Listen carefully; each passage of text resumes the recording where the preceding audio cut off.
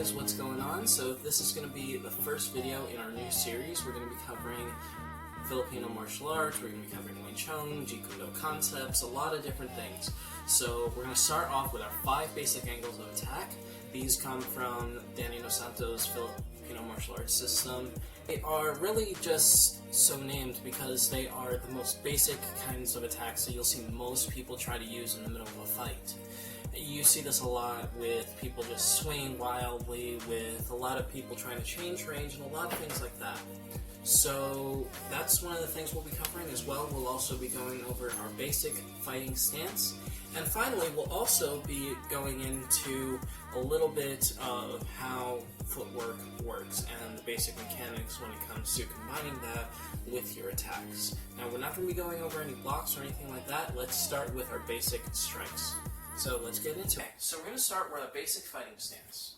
Now, first thing you want to do is make sure that your feet are shoulder width apart, and then you want to turn towards your right. It doesn't matter whether you're left-handed or you're right-handed, this is how we're going to do it. Just trust me. The reason for this is that we're dealing with weapons now, so it pushes our chest and our heart further away from the battle. So we're going to turn towards our right-hand side. We're going to have our right hand, our lead hand, out in front of us at around a 45-degree angle. And then our rear hand is either going to be down here at our chest in a reverse Pledge of Allegiance, or it's going to be up here by our jawline, depending on your preference and comfort. As for our feet, first start by centering your weight between both legs. Don't lean to one side or the other, just stay centered, stay relaxed. The whole point of this is to be comfortable. If you're not comfortable, you're not doing it right.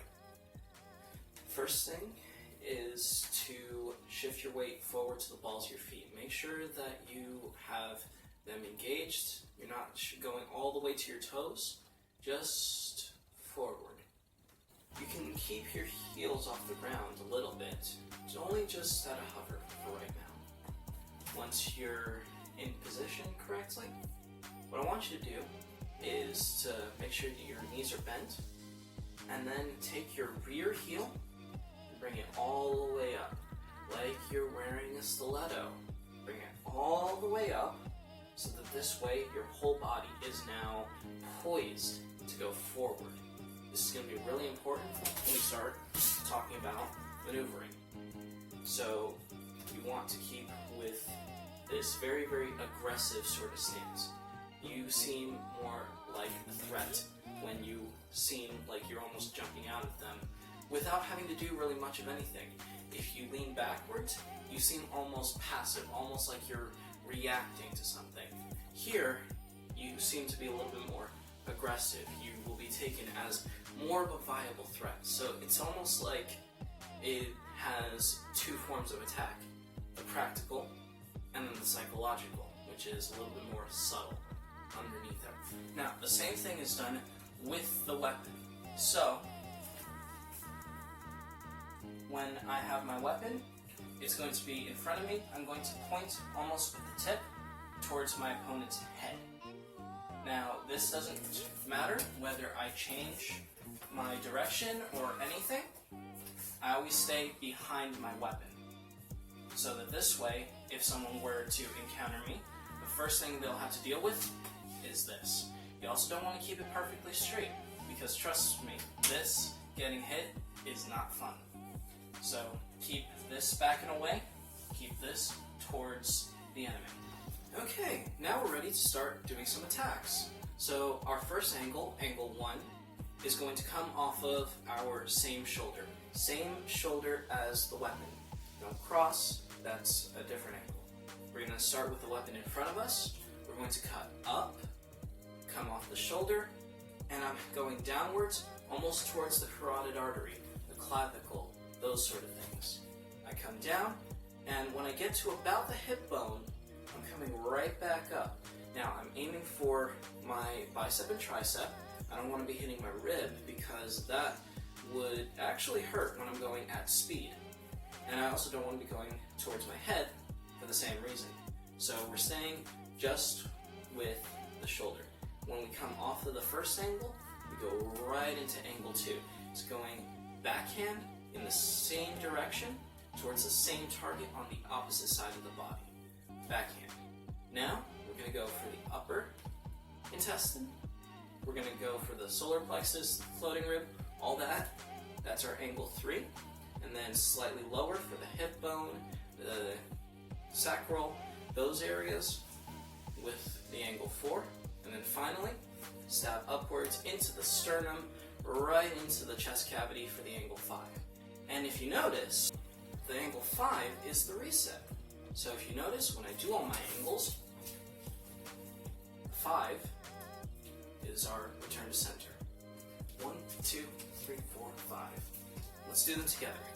Angle 1, angle 2, angle 3, angle 4, angle 5. 1, 2, 3, 4, 5. 1, 2, 3, 4, 5. 1, 2, 3, 4, 5. 1, 2, 3, 4, 5. 1, 2, 3, 4, 5. 1, 2, 3, 4, 5. 1, 2, 3, 4, 5. The same can be said when we deal with the empty hand. Now, the real only major changes are now we're incorporating our punches. So, you'll notice that an angle 1 has now become our jab. Or it can be a downward fist. Or it can be with the knuckles, downwards like that. However you prefer to throw your back fist is entirely your prerogative. I prefer to stick with a punch. And then our number 2, our angle 2, is going to be our cross now. It can also be a back fist off the lead hand. It can also be a downward fist off the rear hand. Angle 3 and 4, those are now hooks. And then angle 5 is an uppercut. 1, 2, 3, 4, 5. 1, 2, 3, 4, 5. 1, 2, 3, 4, 5. So one more drill before we get done here. We're going to now combine the two. We're going to combine whacking a stick and punching. It's going to be fun, I promise. So, we get into our fighting stance. Make sure your weapon is out in front of you. We're going to go angle 1, punch. Angle 2, punch. Angle 3, punch. Angle 4, punch. Angle 5, punch.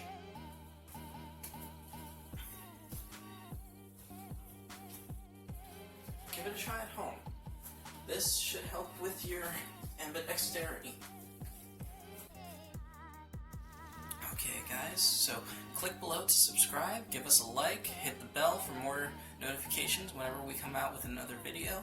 Please leave us some feedback. I'm really new to this, so any sort of advice and any sort of really input would help with improving what we've got going here.